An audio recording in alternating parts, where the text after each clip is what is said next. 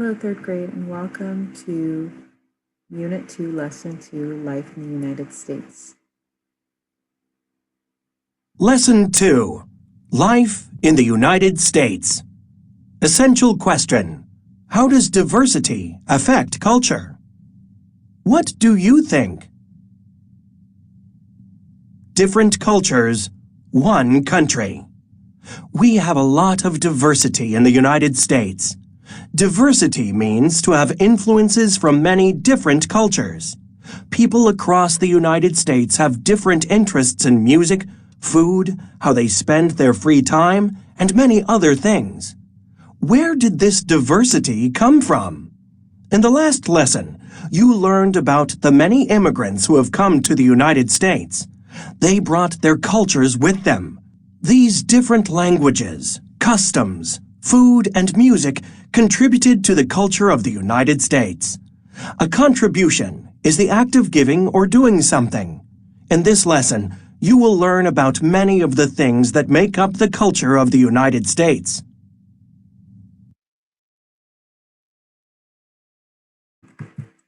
All right, so go ahead and answer your essential question. And then after you're done with that, we're going to go through and see if we can write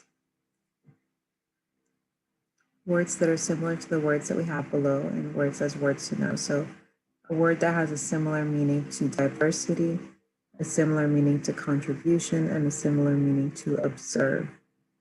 Now, we're going to read through the first section. It says, how well do you know your classmates? And if you're working from home, you can use these different sections to ask family members or friends. Find out more about people in your class. Ask questions such as, what do you like to eat? What do you do when you're not in school? What kind of music do you like? Write down the information in the boxes. So you're going to ask 3 people, and you're going to fill in the information for those 3 people. Now, under the heading where it says, different cultures, one country, read over the information that you wrote. Do all of your classmates like the same things? Probably not. That's because we have a lot of diversity in the United States. Diversity means to have influences from many different cultures. People across the United States have different interests in music, food, and how they spend their free time, and many other things.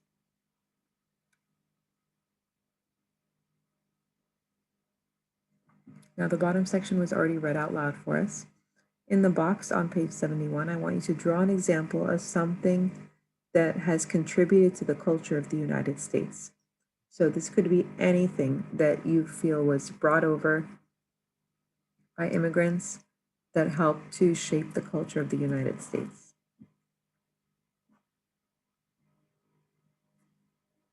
Once you've completed that section, we're going to move on to the next set of pages titled Beliefs and Customs.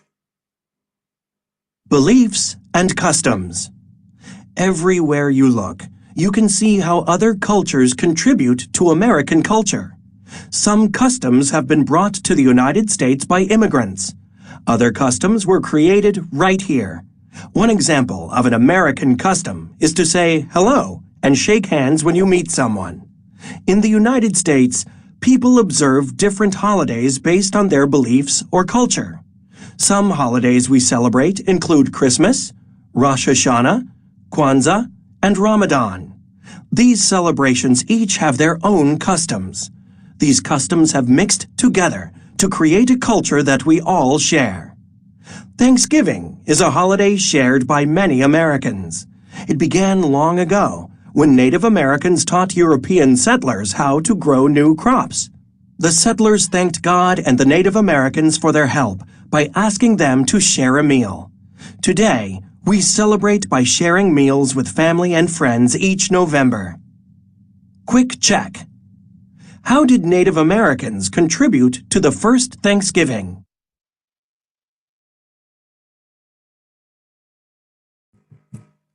All right, so let's take a minute to think about that question. How did Native Americans contribute to the first Thanksgiving? And we know that they taught the Europeans how to grow new crops. and they allowed the settlers to live on their land. Now, for this next section, where it says underline how Native Americans contributed to the first Thanksgiving, I want you to find that information in the text and underline it. Then draw a picture of a custom that you have. After you've done that, we're going to go on to page 73.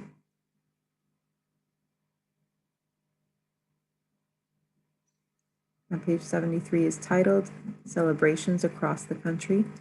Pay attention to all the different parts of this section because we are going to be working with it. You're going to circle the ethnic groups that have contributed to the different celebrations in the United States, and you're going to underline their contributions. So you're going to circle who it came from, which group of people, and you're going to underline what their custom is that they brought over with them. Celebrations across the country. Different cultures are celebrated in different parts of the country too. For example, a winter carnival is held in Minnesota every year to celebrate the Midwest's cold weather. What other celebrations happen in the United States? The Corn Palace in South Dakota is decorated with thousands of corn stalks to celebrate the Midwest's farming history. The Chinese New Year celebration in San Francisco, California, is the largest celebration of Asian culture in North America. Some people in the Southwest participate in Native American ceremonies, such as the Hopi Snake Dance or Rain Dance of Zuni. Many people in the Southwest celebrate the Mexican holiday of Cinco de Mayo. This holiday honors the Mexican Army's victory over French soldiers. Many Irish immigrants settled in the Northeast. Today, people celebrate their Irish roots by attending parades held throughout the region on St. Patrick's Day. Mardi Gras celebrations were started in the Southeast by French settlers. Today, people celebrate this carnival with parades, floats, and colorful costumes. Okay, now that you've read it and heard it read aloud, I want you to go through and circle the ethnic groups, so different groups of people, and then underline what it was that they brought that contributed to the culture of the United States. Once you've completed that and the drawing on page 72, we're going to go on to page 74 to the pages titled Food and Shelter. Food and shelter. What kinds of food do you eat? Fresh fruits and vegetables, corn, wheat, beef, poultry, and seafood are foods found across the United States. Immigrants brought foods with them too. These foods mixed with traditional American foods to create another part of our culture. Do you like to snack on tortilla chips and salsa? Immigrants from Mexico brought these foods to the United States. Some regions are known for certain kinds of food. Gumbo is a popular seafood dish in the Southeast. It is a blend of ingredients from French, Spanish, and Native American cultures. Cuban and other Caribbean foods are found in many places throughout Florida. A seafood dish known as sushi, originally found in Asian countries, is popular in the Northeast and West. Many foods in the Southwest are a blend of Native American and Mexican influences. And in the Midwest, many foods contain corn, wheat, or soy products grown in the region. Quick check. What cultures have influenced the types of food you eat?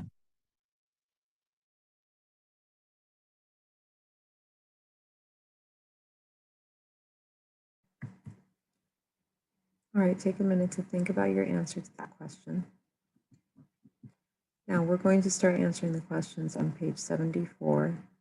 So why do you think Asian food dishes are popular in the West? Number 2, what type of food do you eat? And number 3, what cultures influenced your food? So answer those questions as best as you can. Please use complete sentences. Once you're done with that on page 75, draw a picture of the type of home that you live in. So we've seen different types of homes in the pictures. Draw a picture of the kind of home that you live in. Once you've completed that, we're going to move on to the next section titled Sights and Sounds.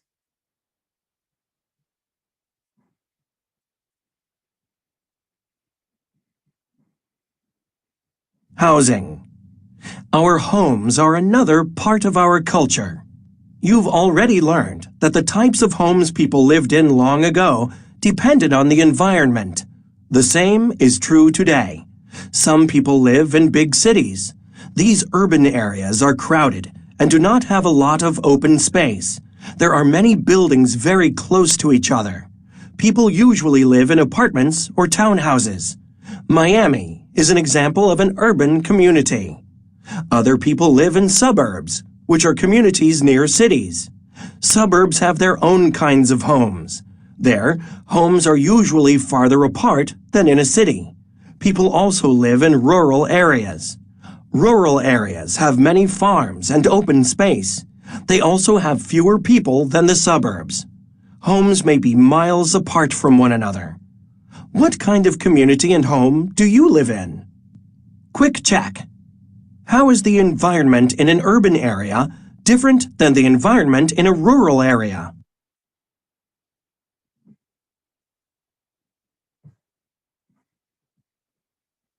Sights and sounds.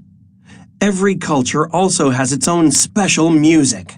When people move from one place to another, they bring the music they love with them. Jazz, blues, and ragtime are all kinds of music that grew out of African music. Bluegrass is a type of folk music played on fiddles, banjos, and guitars. It traces its roots to European immigrants from Ireland and Scotland who settled in the Appalachian Mountains. Nashville, Tennessee is the home of country music. Detroit, Michigan is famous for its soul music. Jazz began in New Orleans, Louisiana. Hip-hop music began in New York City. Country music combines songs from cowboys in the West with folk music from the East. Zydeco, a musical style that uses an accordion, comes from the Cajuns of southern Louisiana. Rock and roll music began in the South.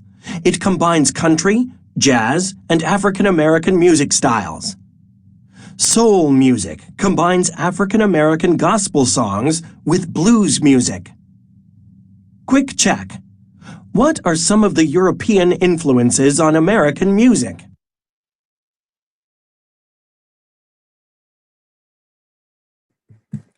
Okay, go ahead and circle the African influences on American music that we've read about and that you listened to just a moment ago. And then underline the European influences on American music. Once you've completed that, go down to the bottom of page 76. What type of music do you listen to the most? You can go ahead and answer that question.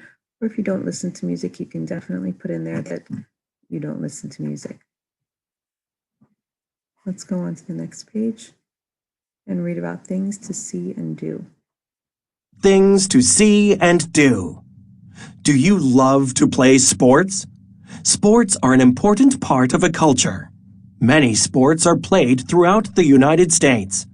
Lacrosse was created by Native Americans hundreds of years ago.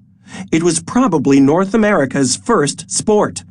French settlers in Canada began playing it too. Ice hockey may have developed from this Native American game.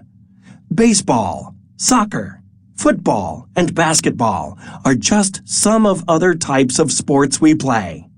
Where people live also affects what type of activities they do. Many people who live near mountains like to hike. People who live near the ocean often sail boats along the coast. In the Midwest, many people visit museums to see artifacts and fine art. In the West, many people camp and visit national parks. In warmer regions, people can visit theme parks and aquariums year-round.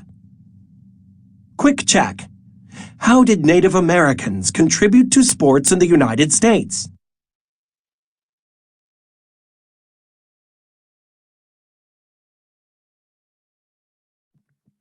So go ahead and underline the key details and circle in the first paragraph what the main idea is. So the main idea is usually one of the first sentences in the first paragraph, and the key details support that idea.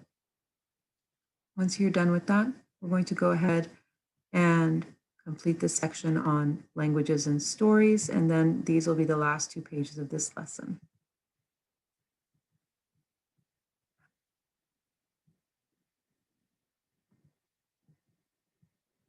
Languages and stories. Another way to learn about a culture is to study its language and stories. Did you know that many English words are based on the German language? English is the most widely spoken language in the United States, but we have many other languages as well. Spanish, French, Haitian Creole, Chinese, and Portuguese are just some examples of the languages people speak. Many of these languages were brought to the United States by immigrants. You can learn about different cultures by studying poems, legends, and songs too. Some stories are told to answer questions about people or events from the past. Others teach morals or lessons. No matter what kind of story is told, people can share their culture with others through stories. Quick check. What cultures have influenced the languages we speak in the United States? Did you know Native Americans used their language to help the United States during World War II? They spoke their language over radios so that enemy soldiers could not understand what was being said.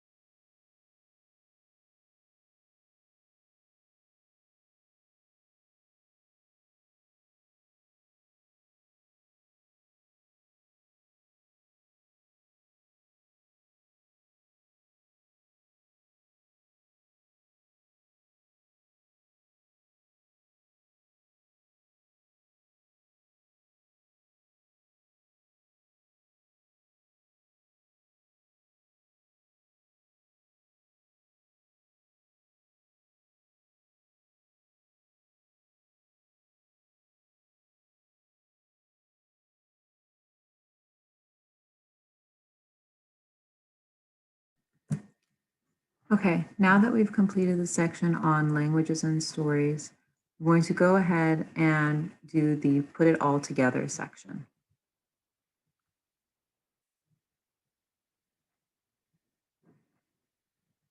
Lesson 2.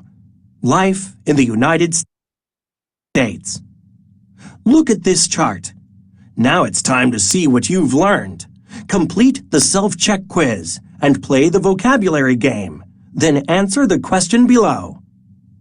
Essential question. How does environment affect culture? What do you think? Go to the content library to learn more about cultures and customs. Lesson 2. Life in the United Okay, so you can definitely go onto the website and look at the digital resources that we have. What you're going to do on the page that says put it all together, it says the United States has a very diverse culture. Some characteristics are the same across the country. Others are specific to each region. Complete the chart below with the information you learned about each region. This chart will be useful as you read the rest of the unit. So go back through the lesson and fill in the notes that you find about specifically the Southwest region. Put them in the box, the Northeast, the Midwest, the Southwest, and the West. Now, we talked about the different regions of the United States before. Right now, we're going to put in some of the influences and some of the information that we learned about them. Please write neatly so that it's easy to read, and then answer your essential question. Once you've completed all of this, you can go ahead and start your quiz. You may use your book for your quiz. Good luck. Have a great day. Bye-bye.